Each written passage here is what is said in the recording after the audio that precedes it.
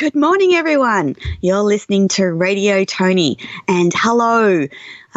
This is your platform for the unheard, and I'm your host, Toni Lontis. Welcome to the wonderful rebel in the background, making sure this show goes to air for all of you to listen.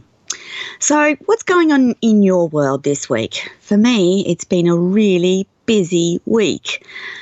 I've had to do a lot of work on my website, tonilontis.com, and it's had a mini makeover to include an automated guest booking process. And so I'm really grateful to my VA website girl, Jen, for making it happen so quickly and effortlessly. So you can now book a call with me directly, which is a pretty exciting addition to the site, and it gives everyone direct access to me. We've also had the ability to advertise on Radio Toni or sponsor the show. So if you're listening and would like to advertise or sponsor the show, jump onto my website and have a look and let me know what you think. I'd really love to talk to anyone who's wanting to sponsor an online radio show. It's a great opportunity to get on board with the fastest growing media in the US and around the world, and that's online radio. The great thing about the show is that once you've done the live show with me or the live advert on the show's converted to a podcast. And it's available on iHeartRadio across the US, the world, and Australia, and also on the Talk for Podcasting, where you can subscribe or share anywhere, which is pretty cool. So I'll pop the links up in the chat for you in a moment so you can see where to go to have a look at those. And don't forget to jump onto my Facebook page and like Radio Toni. So I'm wondering how everyone's doing today and tonight. Just checking that you, the listeners, are all okay. Because life can be really hard and it's not always easy to reach out and let people know you're struggling. So a big shout out to all of you who are having a rough week. Perhaps you think that no one's listening and no one cares. But believe me, there's always someone to talk to. You just need to reach out. A big virtual hug to all of those listeners who need it this week. You've got this. It might not be okay today or tonight or even tomorrow, but it will be okay. All you have to do in this moment is breathe. Breathe in, breathe out. That's it. Nothing else matters in this moment. Nothing. Everything is temporary and nothing stays the same. In those wonderful words, this too shall pass, and the future is always better and always brighter, I believe. So I thought I'd share quickly with you what's been going on in my world this week. And I don't tell this story lightly or for any other reason than sharing a part of me with you, the listeners. And I want you all to know that you don't know what other people are going through each day. And I want to remind you that just be kind and be nice to other human beings. Those traits cost nothing, and they may be the lifeline someone needs in that moment. So as a lot of you know, I have a very painful, traumatic past, and one that, for the most part, I've worked really hard to heal and recover from. What most of you may not know is that your body and subconscious keeps score of that trauma. And you can heal and recover and life can go on and be very beautiful. But every now and then you'll be reminded or triggered of a past painful moment. And for the most part, you just get on with life. So for me, every year around this time, at the end of August, it's just plain old shitty. So apologies for swearing and cussing live on air, but it is, because that's the best description of what this time is for me. You see, about this time, many, many years ago, my almost adult daughter disclosed a history of sexual abuse at the hands of the man I was about to marry in 2 weeks. I'm still in awe of the courage it took for her to tell me, and amazed at the strength she had at that time when she was so damaged and just clinging to hope. At the time, it was soul-destroying, and it was like a big black vortex that sucked me in, and a time when I thought that I would never recover, let alone help my daughter recover.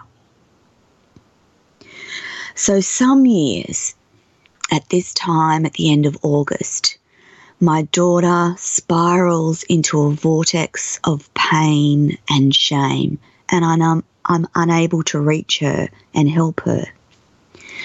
She unleashes on me the most horrible, and some would say justified, vitriol about my mothering, my life, my choices, and all the things that make her life so completely dreadful in that moment. And yes, I made poor decisions. I made bad decisions, none of which I can change because they're all in the past. I can't take any of it back. And I've worked and done enough work on myself to know that there's some things you can't change. You can only move forward on. The only thing that you can change is your future. And back on that dreadful day in August, I made a decision to love her unconditionally, not knowing what the future held or the pain and suffering that she would go through. So every time around this year, this dreadful spiral takes place and I can't reach her and help her. I just have to trust that it will pass and things will be better and things will be brighter. So at this time of year, I am so looking forward to September. Not only is it spring in Australia, but it signals the end of August, and that makes me really happy.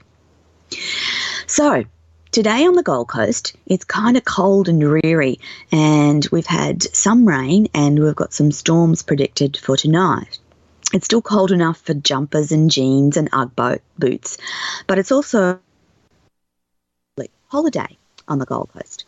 And I'm not sure in the United States what the equivalent of a show holiday would be, but I'm suggesting that it's a carnival. So in Australia, we have animals and show jumping and goodie bags and show rides and lots of fun for the family. So on the Gold Coast, that's where all the families will be heading off to the show.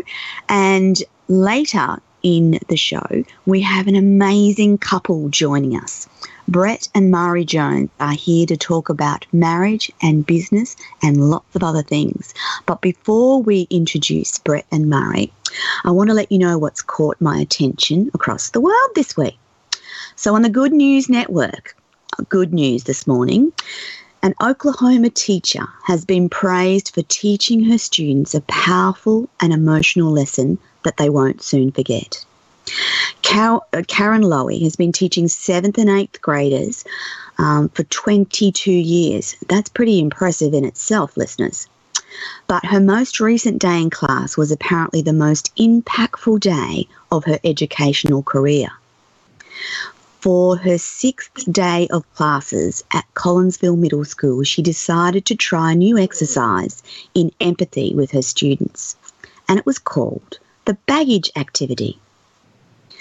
Upon establishing that her classroom was a safe space for expression and respect, she asked what emotional baggage meant to her students. She then asked them to write about some emotional baggage of their own. And since they were not required to put their names on the paper, they could describe their issues as freely as they wanted without being identified. The youngsters were then asked to take turns reading what their classmates wrote, and all of them were given the opportunity to identify themselves as the person responsible for writing. Karen wrote, I'm here to tell you I have never been so moved to tears as what those kids opened up about and shared with the class. And these are children, listeners. So they shared things like suicide, parents in prison, drugs in their family, being left by their parents, death, cancer, losing pets, and on and on. The kids who read the papers would cry because what they were reading was tough. The person who shared that post, if they chose to let everyone know who they were, would cry sometimes too. It was an emotionally draining day, but Karen said she firmly believed her kids will judge a little less, love a little more, and forgive a little faster. Since writing about her exercise on social media, her post has been shared more than 500,000 times. Teachers from all over the world have reached out to her about implementing similar activities in their own classrooms, and her students have apparently been much more respectful of each other. They don't interrupt, they don't talk down to each other, they're not rude. It's completely changed how they treat each other, and I wish I'd done this years ago. It's been so good. Furthermore, Karen made sure to keep all the paper confessions in a plastic bag so that her students won't soon forget their exercise in empathy. This bag hangs on my door to remind them that we all have baggage and we can leave it at the door as they left it at my door. And I tell them that they're not alone, that they're loved, and that we have each other's back. So quickly, just to let you know about the wonderful Brett and Mari Jones we have on our radio station today. Brett and Mari are Australians, and they're international investment, business and relationship experts. So for 28 years, they've assisted thousands of couples across Australia and America to restore their marriages and find love and success again through a new way of communicating in their proprietary 6-step communication code. Staying stuck in normal life does not work. It keeps us trapped in our normal life, and we never get to develop as we should. So Brett and Mari help couples across the world to better communicate, have better lives, build your dream, build your business, your investments, make your life better, love your children more, and help you head there together. So we're going to quickly pop on to a break, and after we come back, I'll be introducing you to this amazing couple from Relationships Warrior Code. Over to you, Rebel, and we'll be back after the break. And welcome back, everyone, to Radio Toni. I have the utmost pleasure this morning in introducing you guys to Brett and Mari Jones. Hello, Brett and Mari. How are you? We're great, thanks, Toni. Hi, Toni. Thank you for having us on. And that was an awesome story about that teacher. Very touching. I try and spread good news stories. Sometimes I'm interrupted by whatever's going on in world news, but I just felt that was an important story to share this morning. Yes, so guys, better than watching all the negative news that you normally see. I know. I get most weeks I talk about a little about Trump and a little about what's happening in Australia, but this week I really just felt we needed some good news, and that was it. So I really appreciate you guys being on the show this morning. I know it's very early in Western Australia, so for our listeners, I'm on the eastern side of Australia, and Brett and Mari are way over on the western side of Australia, which means that they are 2 hours behind me, and it's very early in the morning for them, so I'm incredibly appreciative of their time. So guys, I really want to know, I know that you've been doing this for 28 years and helping thousands of couples across Australia, but I want to go right back to the beginning. What started all of this for you? For me, I remember Toni, I went into business when I was 19. And I had a successful business, current affair, a TV program in Australia. Put my business on TV because it was a rags to riches story. I went into business with no money, and within a couple of years, it was doing extremely well. Yeah. And I remember one Saturday, the staff went home, and I was balancing the till, and I was maybe 21, and thinking, oh, there has to be more to life. Yeah. I've got good friends, I've got money, I've got a good social life. There has to be more. And there was, even though I was successful, there was still an emptiness. I wanted more, and that started my thirst for more. I remember doing a course, and there was a follow up to that course where I met my husband, and I'd started on a spiritual journey. Cool. So tell me, that lovely accent I can hear in your voice.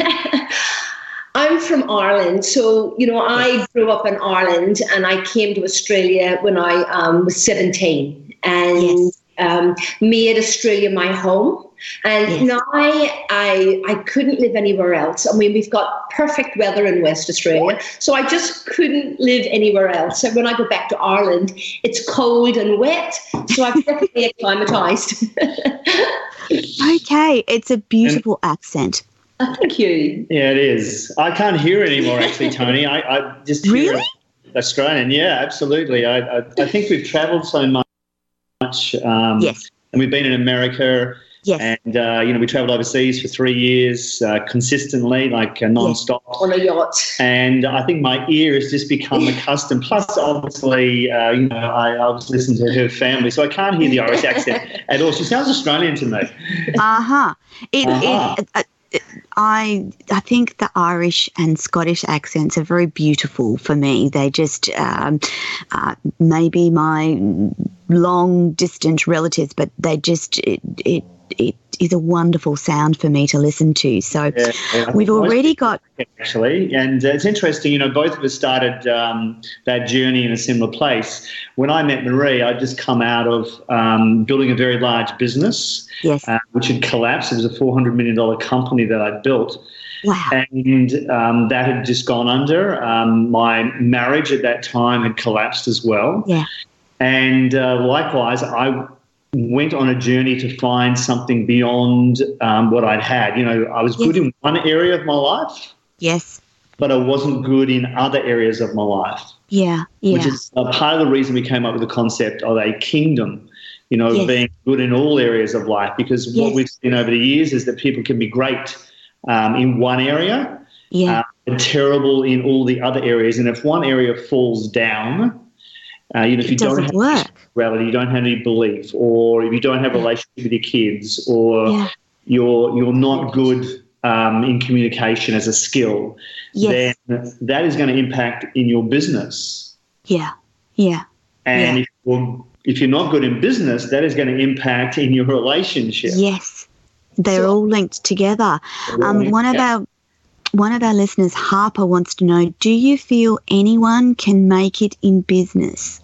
Yes. In our experience, over the years, we've done business coaching with people from all over the world. Yes. And there are consistent skills and traits that we can adopt and model and learn that make us good in business. Yes. And it's like you were talking about, in that beautiful story about the kids, the teacher. We all have baggage.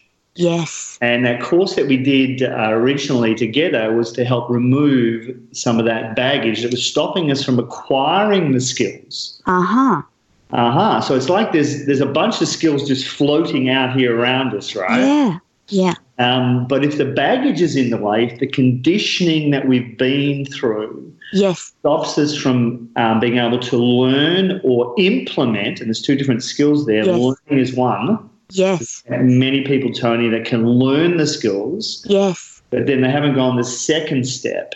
And implemented them. Implement the skills. Once we learn those two things, which is what we do inside our primary education event, coding, is help people remove the baggage. Yeah. And then teach them the skills. So if the baggage is out of the way, then I can communicate as a man should communicate to my wife. Yes. Equally, as a woman, she can communicate in the right way to me. Yes. Because with the conditioning, what we've learnt is that in World War I and World War II, there was a major shift in demographics across the world. Yes.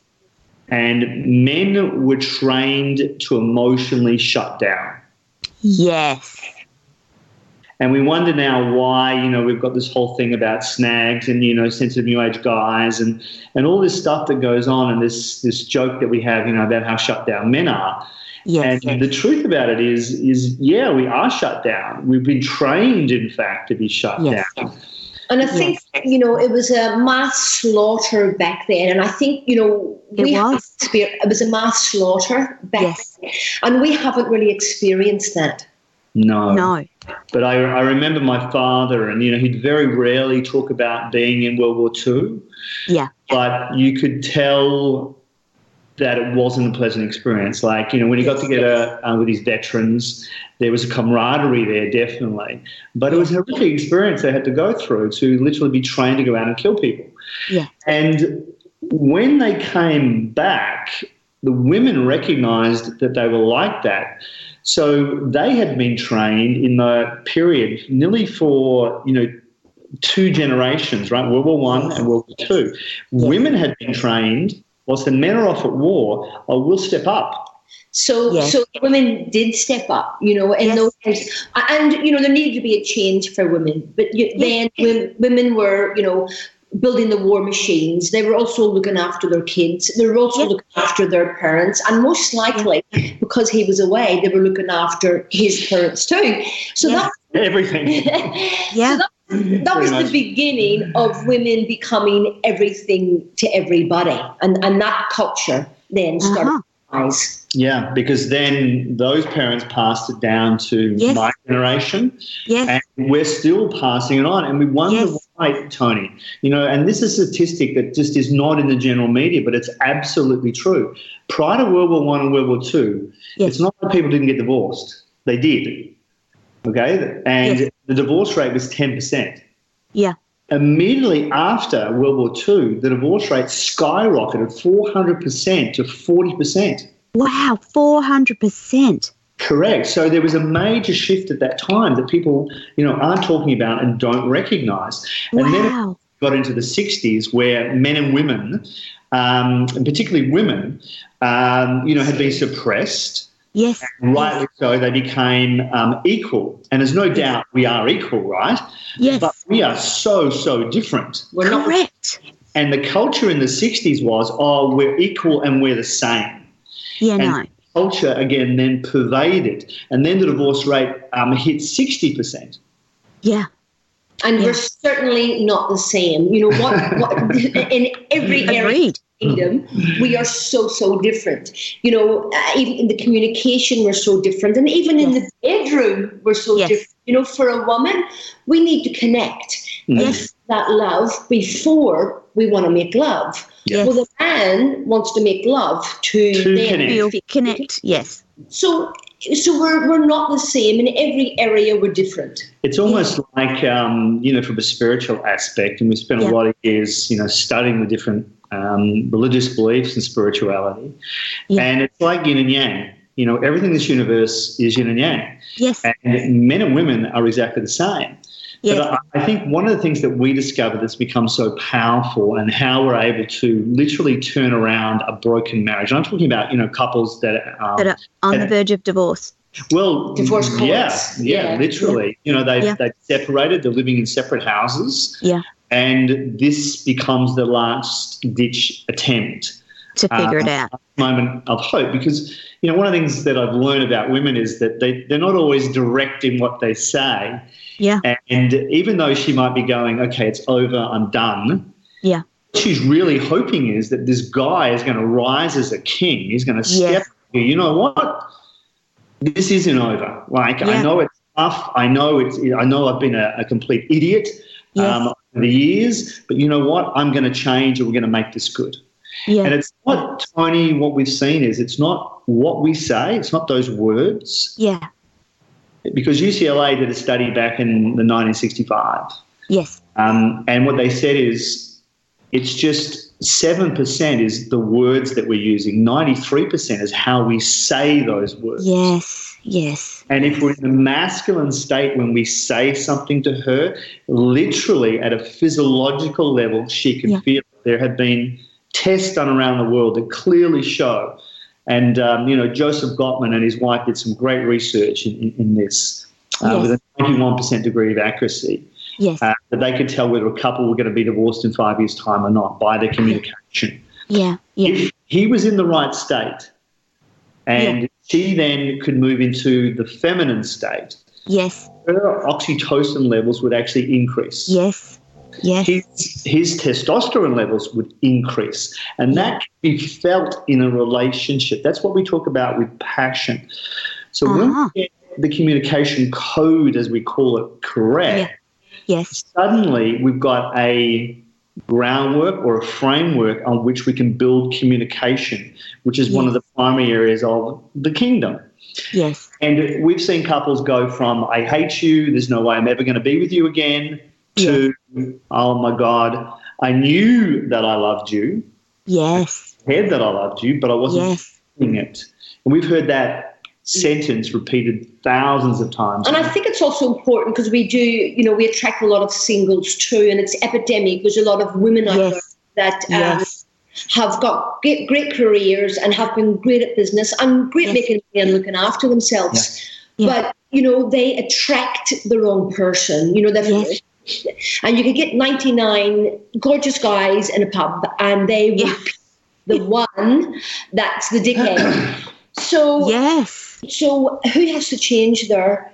They have to change because like attracts like. And I often hear women, powerful women attract a man that's in his feminine, a man that's a prince. Yes. And what they need to get is where are they resting most of the time? And that can be the masculine. So it's a matter of, with a lot of singles, it's a matter of a selection problem they have because there are good men out there. There's beautiful kings out there. Yes. Your psychic is not just choosing those men. Yeah, and we've been able to prove that, not just as a theory or, something that we say. We've had plenty of women who have been, in relationships. The relationships keep failing. They're wondering why they keep failing. Is there something wrong with me? Is where they go to. And the truth, Toni, is no, there's nothing wrong with you ladies. No, What's happening is that by the conditioning that you've been through, and it could be as early as, early childhood conditioning. Yes. Because there's three areas. One is the culture. Yes. And we find it, I guess, funny that, no one wants to be in a cult, right? Yeah. But we're in a culture. Yes. We're in a cult anyway. Yes. Yes. And we get conditioned by that culture in terms of how we show up as men and women, and that's causing our divorce rate. We're conditioned by the role models that we have in our life, and we're conditioned by events that occur. Yeah. And those events can push us to be in the masculine as a woman or to be in the feminine as a man, be a prince and be a princess rather than a king and queen. And if we are like that, then what we're going to attract in somebody else is the very thing that we don't want. Yeah. We've been able to turn that around for people, where they've finally found their soulmate. They found the one. They found the guy who's the king, or they found that woman who's prepared to, be with them and support them. And they deserve it. They really deserve it. I think when you're in a relationship, we've been married now, 28 years. Yeah. And, every year can get better because you both grow. And it's like, what is it today I can do to make Brett's day good? Or what day is it? What do I need to do to make Marie's day good? When you work together like this, life is sweet. It doesn't matter what's happening with business or with family or around the world. When you've got each other like that, it's just magical. Marriage is magical. And I agree. We believe in marriage. We support marriage. And I just think that it gets a hard rap. Yes, yes. And love isn't enough. You know, often people, and don't get me wrong, I believe in love, but love is not enough. Love is not enough for a passionate, lasting marriage. Yeah. You need skills. Yes. And that sounds very unromantic, but I'm sorry. You need skills. Skills bring out the love, Toni, right? Look, skills bring out the love. I've got a question from Oliver, but before I ask that question, I really wanted to delve into what Brett was saying before about prince versus king. And I'm wondering if you can just quickly explain some of the attributes of a prince versus a king. Can you do that for me, Brett, quickly? Absolutely. So, you know, there's no doubt I was a prince in my first marriage. And I didn't realise it was a prince. You know, if I'd known, I would have changed it. And this is, I think, one of the distinctions that we have to make in life. You know, we know what we know and we don't know what we don't know. Yes. So if we're not even aware of what a prince is, how can we possibly change that behaviour? Correct. So a prince is someone who literally emotionally has failed to grow up. They might be 40 years of age, they might be 50, they could even be 60, and they're still acting like they're a 20-year-old. They're still going out on the, nightclub scene and dating. But if they're married, inside the marriage, they're still acting like they're single. They're still focused on themselves. They haven't stepped up to go, you know, I'm the king here. I'm responsible for everything, and I'm going to take care of everything. I'm going to take care of the kids. I'm going to step up when it comes to taking the garbage out, which some strange reason women love. I don't get what it is with you ladies and garbage, but it's a big thing, Brett. It's a big thing. I know. And I'm joking. And energetically, you know, when you've got a king, and I remember years ago speaking to Brett in a way that was not okay, and I remember him looking at me saying, Don't speak to me like that. And just the energy of him looking at me, and he was demanding a higher level in the relationship. And do you know what? Thank goodness, because I'm a very strong woman. Yes. And the partners I had before were wimpy. Yes. And they were princes. Yes. And it was refreshing to have a king. Yes. Someone to call you on your behaviour. So I'm going to go back to, I've got some questions coming in. So Oliver wants to know, can you give more details about what women want before and what men want? It's a great question, but I'm not sure we have enough time. But anyway. Show with that question, right? Yeah. So Oliver, to try and help you a little bit, you know, what I've now learnt, and I guess in some respects perfected, but, you know, I think with the ladies, it's like, you have to begin to understand some basics, but you also have to understand that they like to mix it up in a relationship. Just when you think you've got it nailed, they're going to do something to change what you're doing to make them happy. Because, Toni, what's so true about us men is that inside all of us, whether we're in the United States, and as you know, we do our events in Orlando, in Los Angeles as well. It doesn't matter culturally. You know, as men, we're the same. We want our partners to be happy. Yes. And that's inbuilt to us. But then women are like, well, if you want us to be happy, why do you do all this stupid stuff that you do? You know? And we do stupid stuff because we're guys. We're going to do it different to how you do it. Yeah. But what women want is they want us to understand them. So in the conversation, what men focus on naturally is we focus on the structure of the words they're using. Yes. And we focus on, we're talking about the kids right now. We're talking about the money right now. We're talking about the sex or the bedroom right now. No, we're not. No, we're not talking about that at all.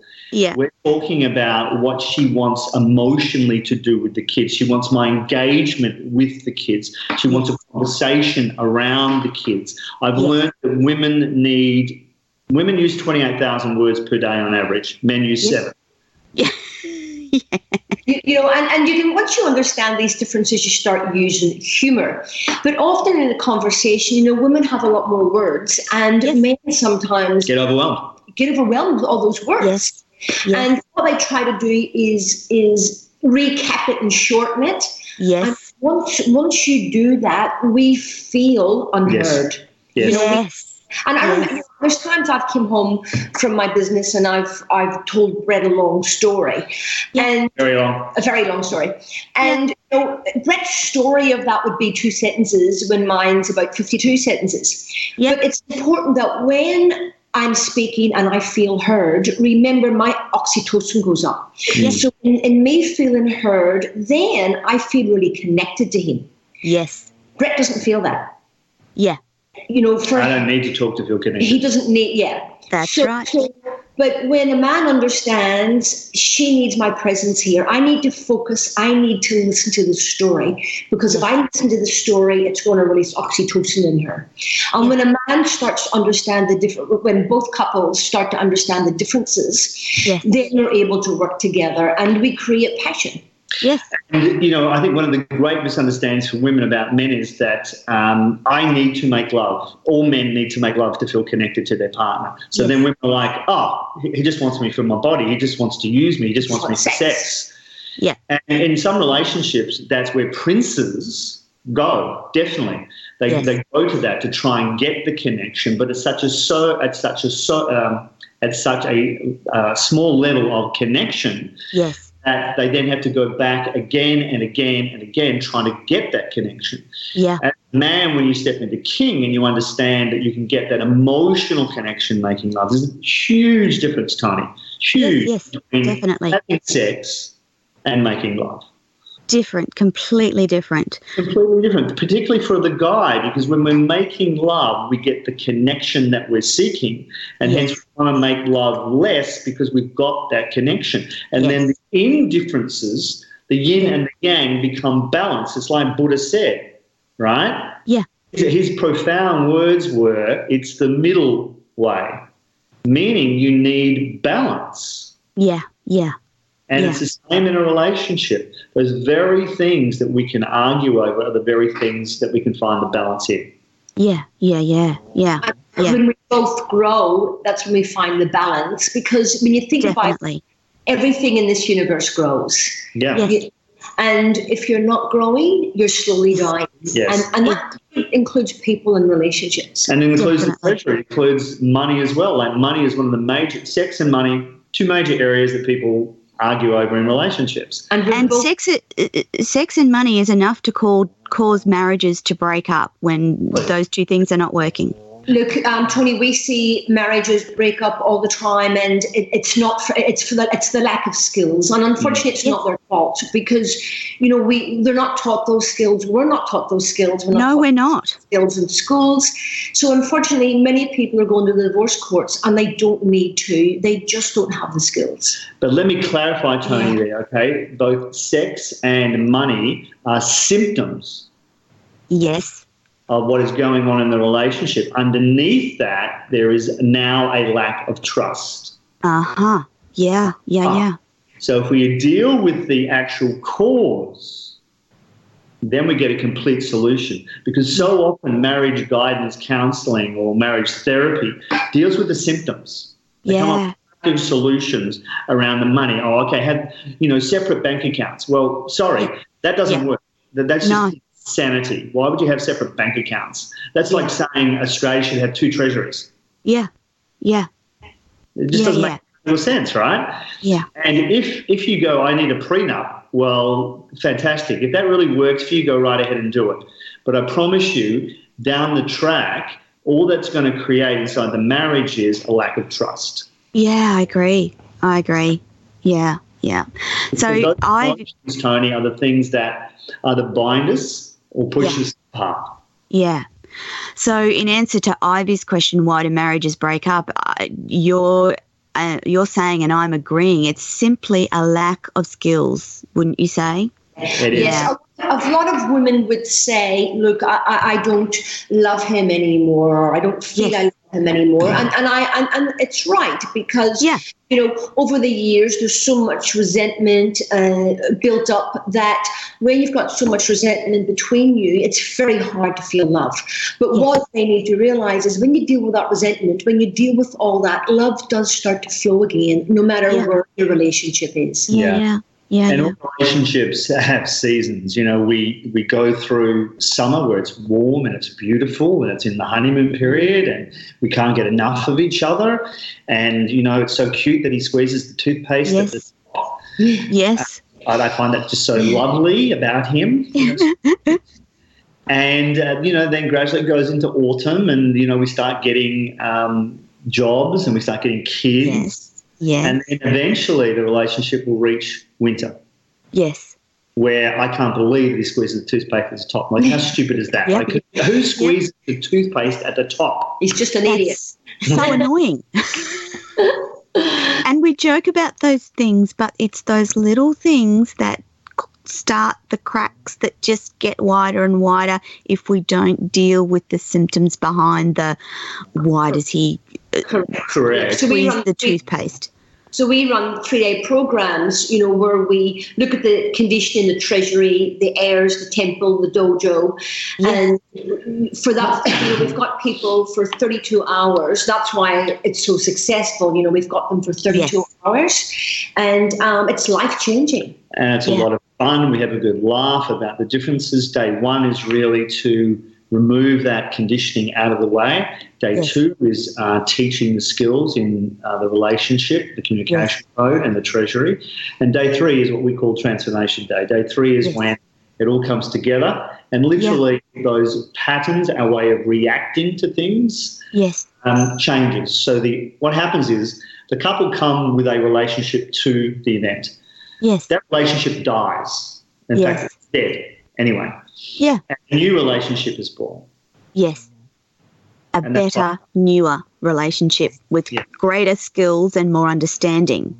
Totally. Yes. And we need to dream again. So when you have kids and, life can be more difficult and it's important to dream again. And I know for Brett and I, we were big dreamers and, early on, we would go to a coffee shop once a week and Brett would get the sugar on the table and he would plan out when we buy a yacht, we're going to go around the world on the yacht. Now, none of us were from yachting backgrounds. Yeah. And it was a dream. And within 2 years, that dream came to fruition. And beautiful time going around the world on the yacht. And we met beautiful people. It's important to keep dreaming. It's important to have dreams together. And I agree. So much I agree. I'm a completely huge dreamer and I have to agree with you that you have to dream. You have to have something to aim for, something to work towards, or else life becomes meaningless. Dreams are a big part of my life. Yeah. That's the excitement in life, and particularly in a relationship. Yes. When the two of you have the same dream or similar dreams, it's a very powerful thing, isn't it? Two is more powerful than one. I agree. And it's one of the things we teach, two is more powerful than one. And so many people in a relationship are working separately. But when we get them together, oh my goodness me, magic happens. Yeah.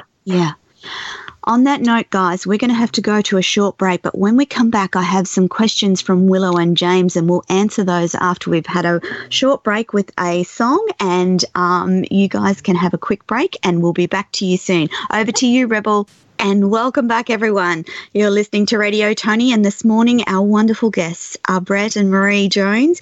And I have to tell you, before I swap to answering questions for Brett and Marie, I have to let you know that song from Christina Perri, 1,000 Years, was the song that I walked down the aisle to. So it has particularly special meaning for me, and it did feel like 1,000 years before I met my wonderful husband, and I had a lot of toads to kiss before I met him.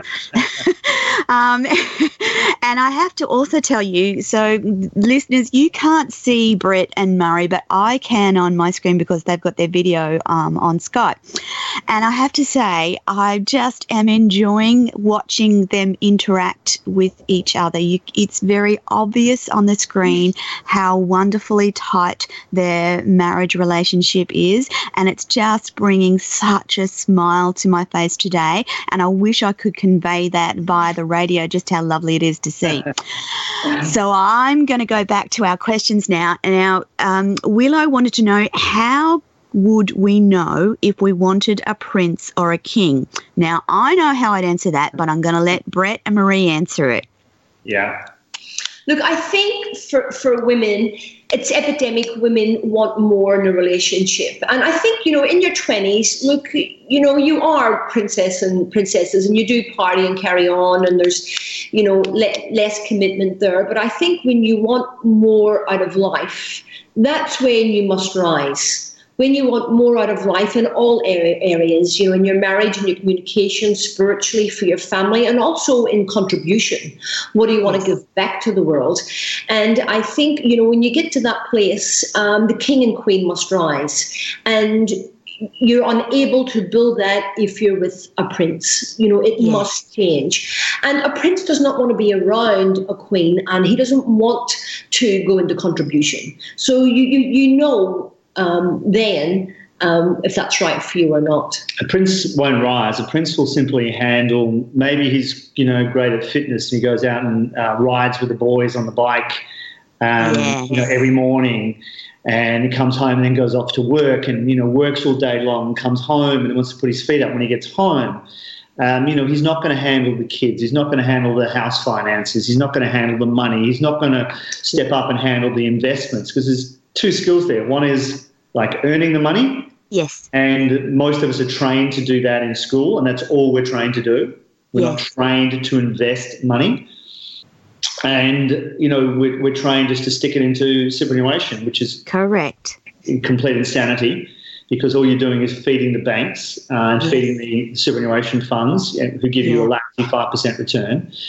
You should be learning to be making 15% in good, safe investments which are available all the time, but no one's shown us those skills. So as a king and a queen, you want to rise in that area and become aware and educate yourself about those skills as well.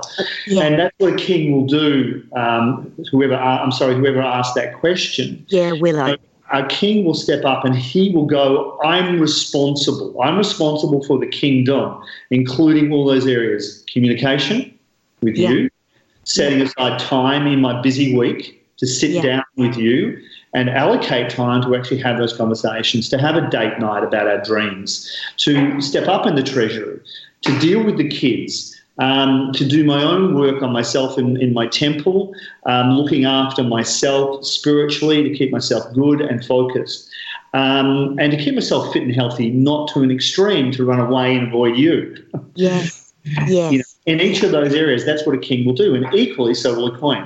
And also the king knows to listen to the queen, because the queen intuitively knows every area of the kingdom, whether it be communication, treasury, the temple, the dojo, every area of the kingdom, intuitively the queen will know way before the king. Because five language centers in her brain, he doesn't.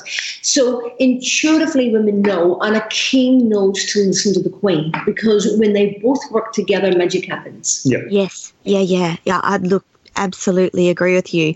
Our next question is from James, and is this theory the same in women? So I guess James wants to know, so we've been talking about kings and princes. With women, we're talking about queens and princesses. So over to you, Marie. Absolutely. Spot on, yes. And there's a lot of princesses out there. And isn't there? There absolutely is.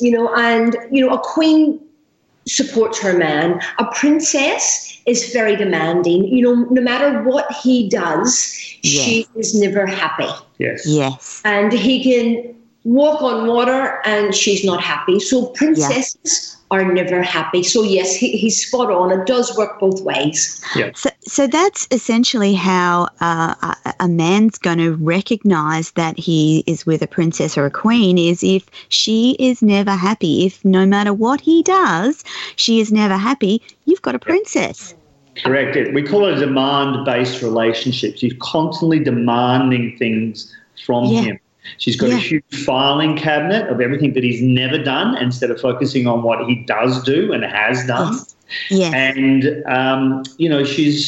she's like that typical, she's up in the tower, lying there on a bed, waiting for the prince and the white grapes to be dropped into her mouth.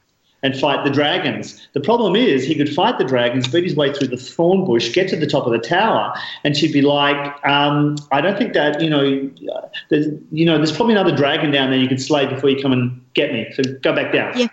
Yeah. And so... And saying that, Toni, it's not her fault. It's not his fault. They don't know.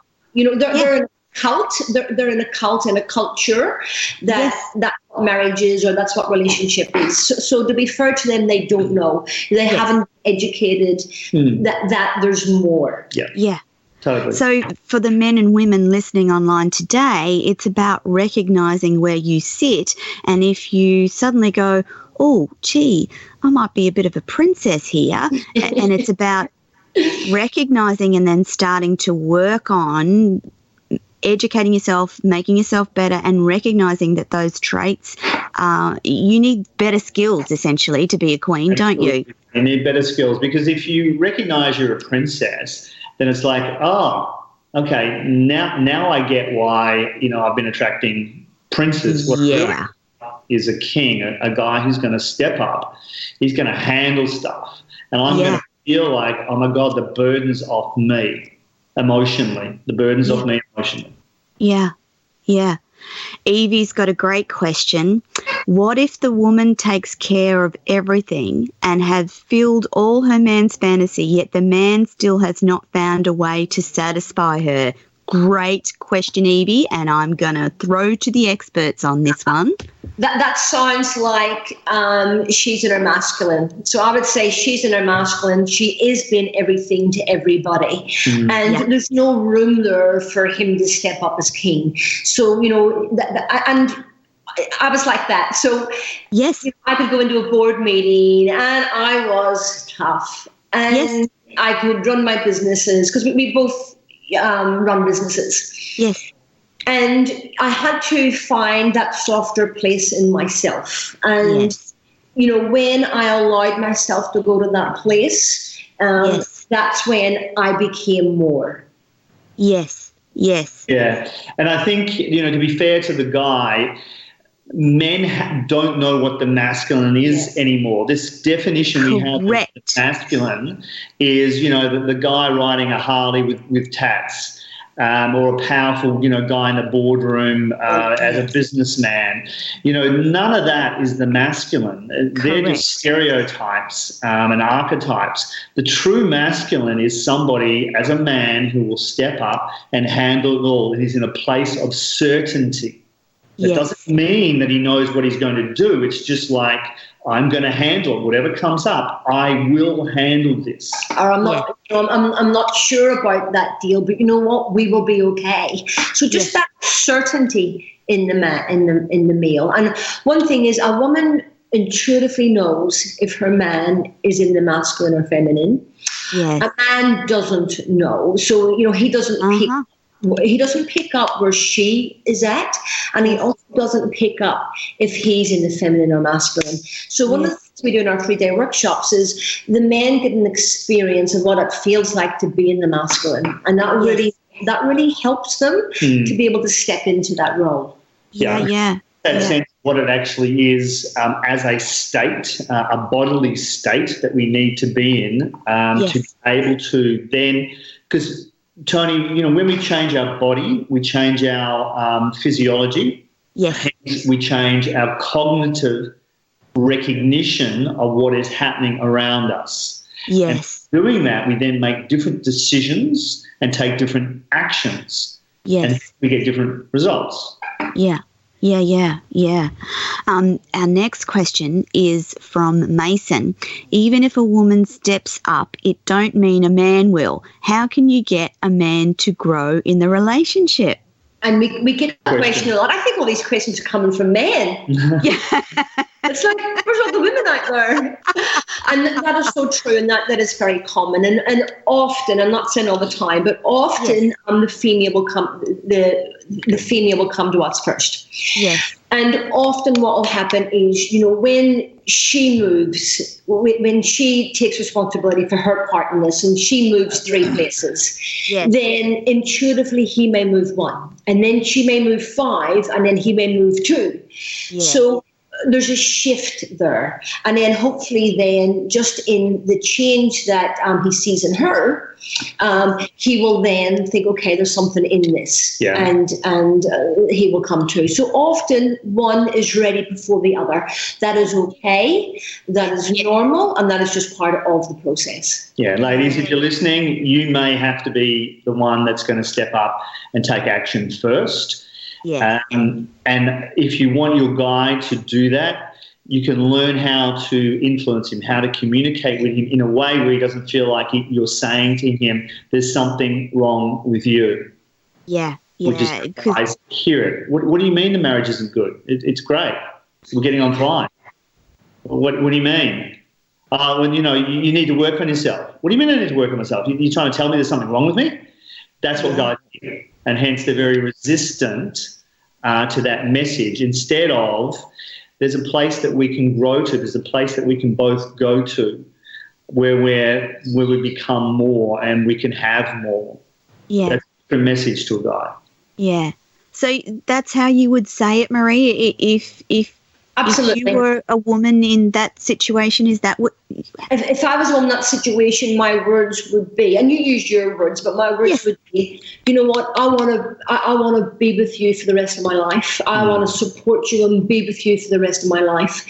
And I want us both to live a passionate life. And I know this will help us. I want us to do this because I want to be with you forever.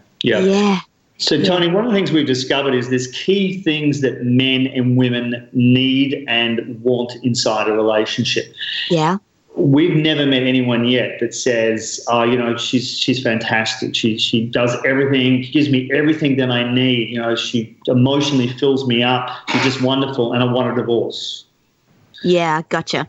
So when we know how to deliver the key things, like men need support in a relationship. It is inbuilt to us. It is an inbuilt need across all demographics, across all cultures, all countries. And when we get that inside a relationship, we feel more powerful. We step more into the masculine, which makes this dynamic powerful and strong. And also men need a thank you. And really, really love a thank you. And that can be, thank you for working so hard. And I work so hard. I work hard too. But they need, I don't need the thank you. They need the thank you. Or thanks for taking us to that movie. So thanks for taking the garbage out.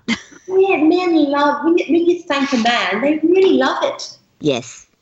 Yes, I know that my husband loves a thank you, from thank you for feeding the goats to thank you for taking the rubbish out. So he gets up every morning at 6 a.m. to feed the goats so they don't bar and wake me up, and I can sleep for another hour, and I am incredibly grateful for that extra hour of sleep, I can tell you. Yes. And I think, Toni, a lot of women can say, I've asked my husband, or I've asked my husband to do this, and he just says no, he doesn't want to move and grow. But you can't make your partner the excuse for you not to grow. So I think it's important that you keep growing. And as I said before, if you move 5 places, he'll move 2. So there will be influence there. But often it's how we say it. Often when we say it from the feminine, we're influencing. But often we don't. Often we say it from a controlling aspect.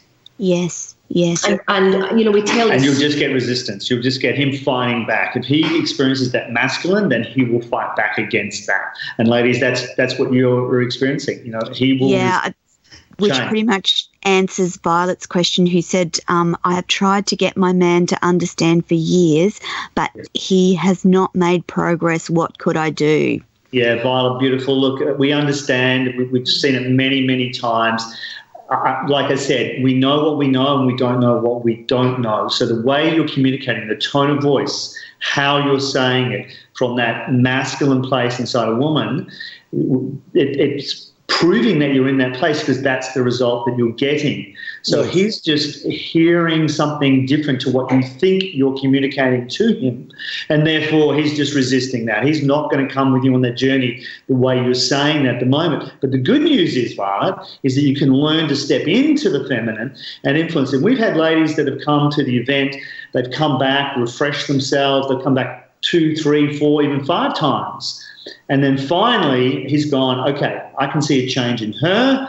There's something happening here. I better come and find out what this is. And then it's shown up. And Val, I'd like to say, recently we've had that happen where we've had a beautiful lady who's come a number of times and really changed a lot. And it's not, he sat back for a couple of years, and it was only recently he's come along, and he's really so he analyzes everything to pieces, and he's come along, and it's blown him away. It's like, why didn't I do this years ago? And it's so beautiful to see them. But it's been a couple of years' journey for her.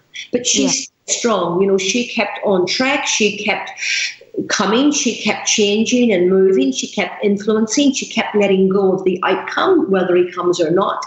And she kept on her journey. A few years later, he's joined her. It's just beautiful. Yeah. So your programs not only have couples, but you do have singles come to your program? A lot of singles come, Toni. A lot of singles. People learn the skills to find out how to attract that right person. You can go on Tinder. That's great. But the problem is, the overriding dynamic inside every single human being is that we keep doing what we know. Yes. And we attract what we're comfortable with, even if what we're comfortable with is not good for us. Yes. We've met so many men and women who keep going, why do I keep ending up like it's a different person, different body? But it's the same. It keeps happening inside the relationship. And I think it's also very important for those people that have been through a divorce, because unfortunately, the statistics of their second marriage is not pretty. With divorce, 55%, and third marriages, it's 90%. So sorry. What did you say about third marriages? Third marriage is even higher. Yeah, the divorce rate statistically in first marriages is up around 60% now across America and Australia. Second marriages fail at a 75% rate, and third marriages fail at a 90% rate. So wow. I know. So it's important that if you've been married, it's so important, and you're single, it's so important because you need to learn the skills. Obviously, the skills you had in your first marriage and the skills that made you attract that person didn't work. So it's really important for those singles, more so to dig deep, come along, because, you want your next relationship to be different. And if you're single and you're listening to this and you're going, well, I don't want a relationship, we get that. We understand that. Yeah. But literally what's happened is you've been kicked off the horse too many times. Yeah. And now you're fighting to get back on. And in not getting back on the horse, you're missing out on the beauty, the enjoyment of the ride. Yes. Because, Toni, there is, again, nothing that lights us up as human beings. Nothing lights up the pleasure centers of our brain as much as the joy that we can get inside a well-run relationship. That's right. It makes us live longer. It keeps us healthier.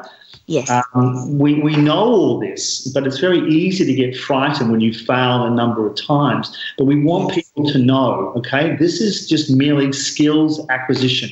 You can learn, anyone can learn these skills, and you can find happiness.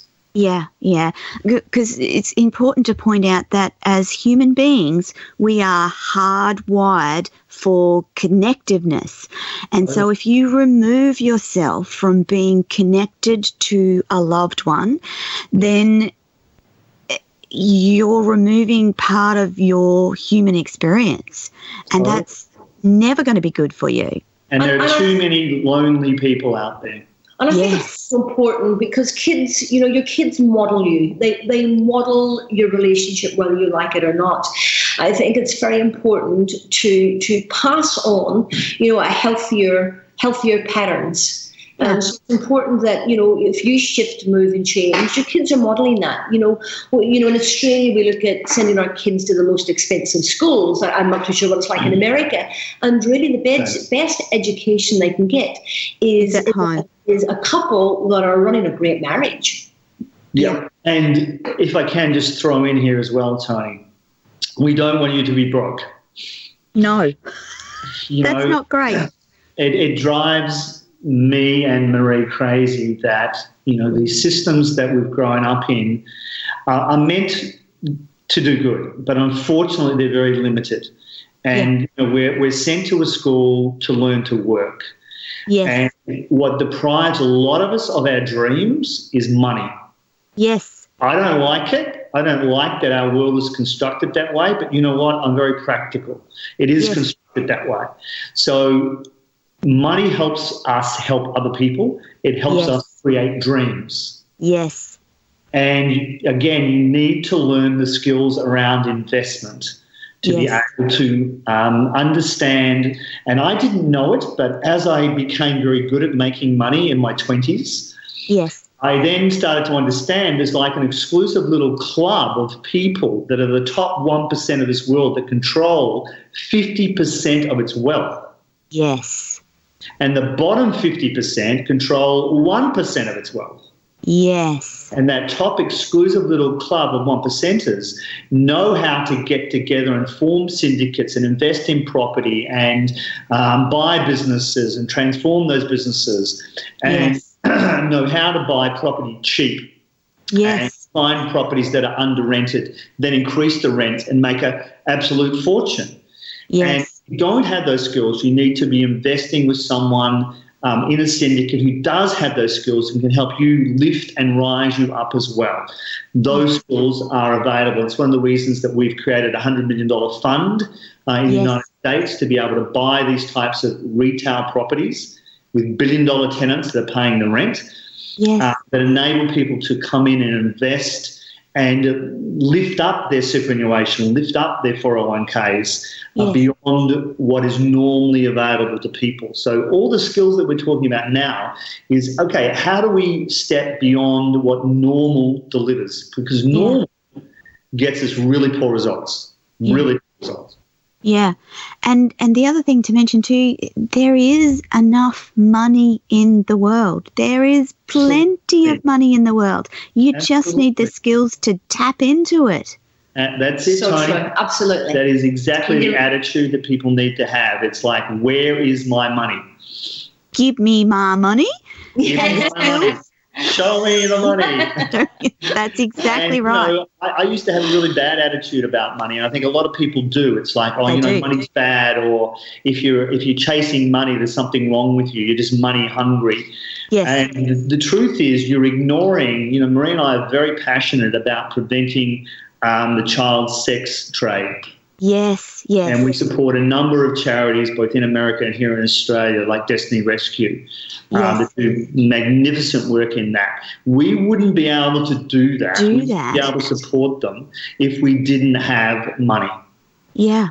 And that's a really important point, because I know too, from my perspective, that's what drives me to do what I do, because I want to be supporting those really important charities and movements across the world to help save vulnerable people. Absolutely. And you can't do that if you're not in the position where you're making money. Correct. And too many of us are trained and conditioned to make just enough to survive. Yes. And one of the messages I'd love everyone to really hear today on this broadcast is you want to thrive, not just survive. Yeah. Thriving is just so much better. Look, I'm not going to go through a break at this time. I'm going to keep talking, because I really think that conversation around our views on money is a really important one to have. And I know that it forms part of the elements of your kingdom methodology. So important. And you call it the treasury, don't you? We do. Look, Toni, just as a very brief example, right? So if people put $10,000 a year over 10 years into normal superannuation, yes, okay, they'll end up with about $280,000 because the average super fund, or the American equivalent is called a 401k, yes, that produces a 5.8% return, out of which you lose about 2% in fees. Yes. Right, so you can end up with about $280,000. If you put it into an investment like a retail shopping centre, yes, what's called a power centre in the United States, it's not a normal shopping centre like here. It's bigger. A big one? No, it's just got big box tenants. Yes. Companies called like Ross's, or yes. a company called, say, Dollar Tree as an example, who sell. Yes. They're a bit like Red Dot here in Australia, okay. where they sell dollar products and yes. $5 products, right? Yep. They turn over $21.5 billion a year selling that product in America. Yeah. So they're paying our rent, right? Yes. And if you put it into an investment like that, you'll be getting about a 16% what's called internal rate of return. Mm-hmm. So nearly 3 times what you would get in super. So if you put $10,000 a year over 10 years into an investment like that, you will end up with a little over $1 million after 10 years. Versus 280K. Correct. Versus 280K. That's the difference. Uh-huh. That makes the difference between those that are ordinary and living the average life, where most people are going to end up at retirement without enough money to retire on, which our treasurer last year, if you remember, in October, admitted about the superannuation system. He actually said publicly for the first time, it's not working. The system doesn't work. Mm-hmm. If we know where to put it properly in a safe investment, then we'll end up with $1 million after just 10 years. If you leave it in for 15 years, it ends up being $1.8 million. And if you leave it in for 20 years, it ends up being nearly $5 million. Wow. So $400,000 input over $300,000 over 30 years ends up being that amount of money. Like, it's just incredible to see what Warren Buffett called the magic of compounding, of reinvesting and using investment methods properly. So as you can tell, I'm very passionate about this. I hate to see people being deprived of what the system, the government, our schooling, our education doesn't tell us and doesn't give us. And most people don't even know what their super's returning. No. Or what fees are being taken out, because most of them are under 5%. So it's really sad, because I look at my parents who, my father's a plasterer, he's retired now, but was a plasterer. Yes. And, he deserves to retire comfortably. He's been working hard since he was 14. Yeah. And he deserves to retire comfortably. And he's a smart man, but he's just not educated in this system. So lucky. He believes what the government tell him or where they suggest for the super. And thank goodness he'll listen to us. We're guiding him to put money into the right investments, right? Yes. And with the fees, like anyone listening, have a look at the ASIC website in Australia or investor.gov in the US. Yeah. And both those sites talk about the fees that are being charged in superannuation. And if you think about it, if I'm getting 5.8% and I'm losing 2% or up to 3% in fees, I'm losing somewhere between 30 and 50% of my return. Yeah. Yeah. Just 2%. It sounds like a small amount, but you're actually losing somewhere between 30 and 50% of your actual return. It is picking you off of hundreds of thousands of dollars that you were giving to the super funds, the banks that are looking after your money. Yeah. This is what's actually happening. Yeah. I just we trust the system. We think our money's being looked after. Here's a perfect example, Toni, right? Years and years ago, when I was 20, I joined Colliers International, and I became a director of that company, which is an international real estate company. Yes. And I had $5,000 in superannuation with that. Back then? back then, right? And I forgot about it, and I left it with a subsidiary of one of the banks. I won't mention it because they're all the same. It's not fair. Left it with them, and I've just turned 60, so I got it back. I took it out, right, and it turned into $25,000 after 40 years. Oh. And the rate of return on that was 4.6% per annum over 40 years. Now, I worked out that if I had put it into what I normally do and the type of investment that I'm talking about, that just that $5,000 after 40 years, that would have turned into nearly $1 million. And I know it's ridiculous to people, but you need to investigate this. I was watching a video about Warren Buffett the other day, and they said that if someone had invested with him when he started, if they just put $1,000 with Warren Buffett when he first started his original company, Berkshire Hathaway, they would now have, I know this sounds crazy, but it's true, they would now have $50 million. Oh, my God. That's how much Buffett's stock has increased, because he's been getting 20% per year. Yes. For 50-plus years, compounding. Yes. And what I'm saying is that investments like these shopping centres, these power centres, can produce 15, 16, even up to 20 when you know how to buy them where the rents are below market and you can increase the rents. They produce those sorts of returns. And there are many other investment classes that we can go into that will produce that are quite safe. Yes. But the truth about the system is that mutual fund managers and investment managers, 50% of them, according to the Investor Association, Financial Advisor Association in America, 50% of their own members, the people that are advising people where to put their money, don't have a retirement plan themselves. Oh, wow. And that's horrifying. And they don't even invest in the very investments they're getting their clients to invest in. Oh, my lordy. My goodness me. I agree with you. So this, as you've been talking, my brain's been going, and Mason asked it. Mason wants to know: does your country have something like the US has for when you would retire? So I'm guessing that the US has superannuation is the same or similar to Australia. They have what's called an IRA or a 401k. It's from America. Yes. So, Mason, we have what's called here superannuation, which is similar, but it's even more institutionalized here. Yes. We have to take 9% of our wages, our salaries, and put them into superannuation. In America, you don't have to do that. It's compulsory in Australia, Mason. Correct. In America, it's not, but most companies do it. And the companies... So the employees contribute to a fund, and sometimes a lot of the companies will contribute as well into the fund. So it is slightly different. But again, in America, you can take that money out and manage it yourself, just like we can do here. And if anyone's listening, take control.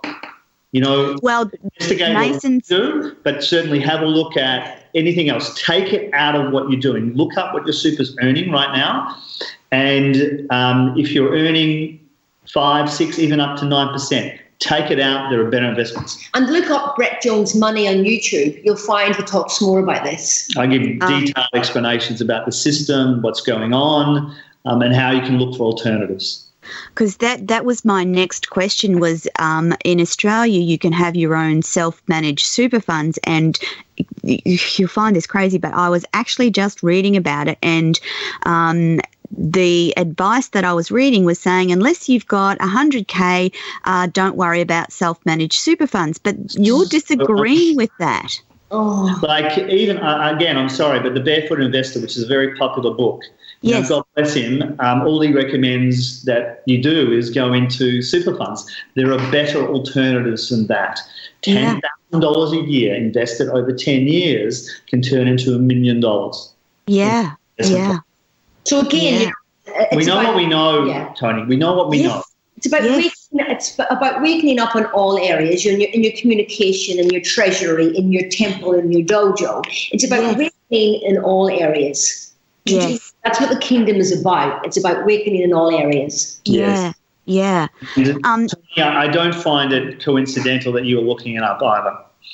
Yeah, well, I'm sitting here going, oh my goodness, I just read about that, and I read it and thought, now that doesn't ring true for me, but I just parked it because other things were on my mind, and now you've just verified my intuition that said that's just not okay. It's self-managed super funds are the way to go. And, yes, that's why I copied down your website. I'm going to go and have a look as soon as I get off my radio show this morning. Absolutely, guys. Educate yourselves. That's really what it's about, skills acquisition in every area of life, including it's also hard to get definitive information. So someone says one thing, another one says another thing, but I always come back to my female intuition. And when I read that, my female intuition was like, that doesn't sound right to me. And then you this morning on my very own radio show have gone, no, that's not right. So, and Toni, that's the queen. That's where in a relationship, the queen intuitively Brett knows a hell of a lot more about property than me. Yes. And he specialises in shopping centres and he knows a lot more. But what I love is he'll still stop and listen to me, and intuitively I will give feedback. And that's exactly what, that's the queen in you talking to you saying, hold on a minute, there's more here. Yeah. So before we run out of time today, I really want you to tell our listeners about your events, where they are, what they include, how people can get onto them. I'd really want to encourage our listeners to look you guys up and look up your events. So tell me when your next events are, how long they're for, etc. I'll tell you the dates. So they're coming up very soon, actually. They are. In Los Angeles. Yes. Our next event is Friday the 4th to the 6th of October. Yep. And in Orlando, our next event is Friday the 11th to the 13th of October. Yep. And in Perth, in Australia, the next event's on the 18th to the 20th of October. Now, they can find those events on relationshipwarrior.org, O-R-G. Yep. And if anyone's interested, they can contact us direct via that website. If they're interested in the money side of things, the treasury, they can look up Jones Felt, F-E-L-T, partnership.com. I'm sure you'll put these up. I will. Yeah. So those events, what they include is 3 days with us and our team. So we have quite a large team of 10 people that are facilitators within the event. And we've got a great special on right now, Toni, which is they can pay for the event either as a single or a couple, and they get a second attendance at the event to use, in the next 12 months as well. Oh, cool. So that's really and really hone up and master, those skills. Because the reality is you don't go to the gym once and go out and go, okay, I'm buff now, I don't need to come back. Yeah. There's something to learn. Yes. There definitely is always something to learn, and I know that every time I talk to different people, there's always different skills and different things to learn, different ways of doing things. And for me, I love to learn, and I'm incredibly curious as to hear what other people have to say. So I just quickly wanted to know what you guys, before I run out of time and I have to throw to a final break, I just want to know what sort of things you have in your future plans. Oh my goodness me, lots and lots and lots. Yes, so we love travelling. We love exposing our kids to the joys of travel, but also the cultural experiences that you can get from travel. I remember, we took them to Los Angeles with us, and we took them to the Holocaust Museum whilst we were there. And they had the most amazing experience of listening to two brothers who were in the Holocaust. Yeah. And they spoke for the first time about their experiences, the very first time. Oh, my goodness. So emotional. Yeah. So emotional. We just happened to be there at the right time, and we got a front seat. And it was a small room, and within probably a minute, one of the brothers broke down and cried, and just their stories. They were 16 and 17. The brothers. They had their brother and mum and dad. And as they got off the train, the boys were pulled separate from the family, and their mother yelled to them, "Boys, stay together." And that's the last time they saw their brother and their mum and dad. And one thing the boys always did for the rest of their life was always stay together, and then they emigrated to America together. So just beautiful, beautiful brothers and beautiful stories. And so sadly, we've got to meet beautiful people, but we also love help preventing sex trafficking. So, I was able to, I've got a hairdressing salon in Perth City, and it was just fantastic when I went to Indonesia and worked with a team there and taught them hairdressing skills so they could come out of that trade. So it just the contribution there, I think, is your biggest. So to summarise your question, we'll be spending more time expanding Relationship Warrior code event across America in more cities. We'll be building our investment fund in America for people to invest with us and to learn, how, not learn, but invest with us and grow their money beyond what the normal systems, offer. And, actually going to situations and places where we can assist, to stop the sex trade. So, we've got a lot of things, to do over the next 30 or 40 years. Toni. Fantastic. Brett and Marie, thank you so much for being on Radio Toni this morning. I've had just the best time, and I need to throw to a break so I can pop up all your details and let you get on with your day. Thank you so much for joining me this morning. Pleasure. It's been an absolute pleasure, and I hope that I'll get to talk to you again sometime soon. But thank you very much, and I'm sure the listeners have got some valuable information this morning.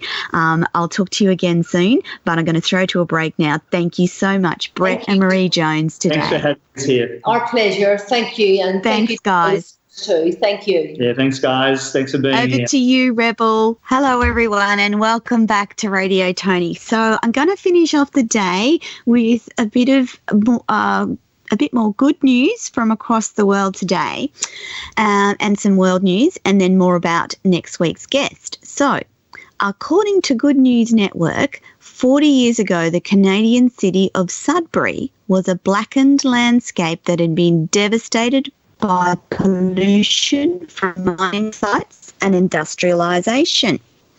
Now, thanks to decades of restoration and conservation work, the air quality is ranked as one of the best in all of Ontario, Canada. Not only that, the landscape has come alive with trees and greenery once more. Lakes that were once acidified and destitute have now become thriving ecosystems. The transformation of Sudbury has become such a positive example of environmental restoration that the entire course at University of Laurentian has been launched around environmental restoration. What a wonderful thing for Canada, and what a positive news item to finish off our day. And across to other news, as trade tensions between the United States and China continue to escalate, with tech companies from both countries being left to bear the heaviest brunt of these tensions. The soaring tariffs and uncertainty around their businesses have taken big financial and production hits. India might be gearing up to capitalise on this precarious situation. The country's officials are reportedly planning to ease regulations and offer incentives in an effort to sway foreign companies to shift their supply chains to India. Several government ministries met a few days ago to discuss a list of target companies that have been asked to submit policies. Apart from electronics, India has trained its sights on 8 other sectors, including automobiles, pharmaceuticals, telecom, and much more.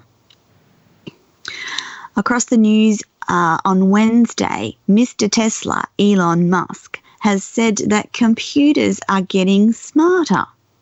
So much so that they could quickly surpass human intelligence. Now that's a scary thought if I've ever heard of it. On stage at the World Artificial Intelligence Conference in Shanghai, Elon Musk told the chairman of Alibaba that he guarantees that humans will eventually be surpassed by computers in every single way. This report comes from CNBC. The first time we should assume is that we are very dumb, said Mr. Musk. We can definitely make things smarter than ourselves. Musk pointed to a computer program that allowed computers to beat chess champions, as well as technology from Neuralink, his own brain interface company, that will eventually be able to help people boost their cognitive abilities in some spheres and with some examples. In other news, Nike has released a new shoe which uses fit-adapt self-lacing technology when paired with Apple's Siri to tighten or loosen your laces. You can either use your Apple Watch or your iPhone to issue Siri commands, and it's based on one of their original Nike boots. Next week, we will have a wonderful guest on the show who will be talking in the spiritual sense about her journey and her business. So also, I just wanted to mention that Brett Jones, who we were talking to this morning, has his own company and partnership called Brett Jones, and it's called the Jones Felt Partnership. And they specialise in 401k investments in the US, and conversely, it would be self-managed super funds in Australia. And his company sprouts that they will make your super grow quicker and better by using their investment strategies versus the normal way that our government uses and relates to our super. So he has podcasts that you can listen to, and if you just type in a Relationship Warriors podcast, some of those episodes around your management of your superannuation fund will come up, and you'll be able to listen to Brett talk about his investments and his investment strategies. So if you would like your super to be better, I'd recommend that you jump on and listen to some of his podcasts around super investment. So just to finalise the show for this morning, I wanted to thank all of you listeners for your wonderful questions today. It's part of the highlight of my week when you get to chat questions to me and I get to answer them live on air with our guests. I very much appreciate you taking the time to listen to my online radio show.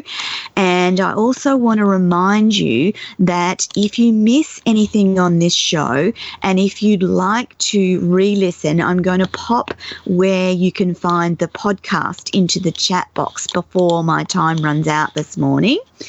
And also you can subscribe, like, share the podcast. So I'm popping those into the chat box now for you to jump on and listen. So one of those sites is on iHeartRadio and the other one is podcasting.com.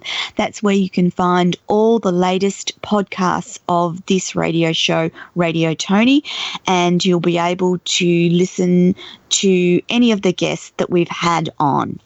So before I run out of time, just a quick thank you to Rebel again this week because we've talked through segments and gone over time. And just remember to jump on and have a look at Brett and Marie Jones and the work that they do and the philanthropy work that they do that is particularly interesting is where they work with organisations to stop child trafficking across the world. And the other important message is Brett's message around superannuation, and then also jump on and have a look where their seminars and events are going to be. LA's coming up on the 4th to the 6th of October. Orlando's coming up on the 11th of October, and then they're back in Perth from the 18th to the 20th of October. And that, my wonderful listeners this morning, is the end of the show. Thank you all for coming on and listening, and I'll talk to you all next week. Bye for now.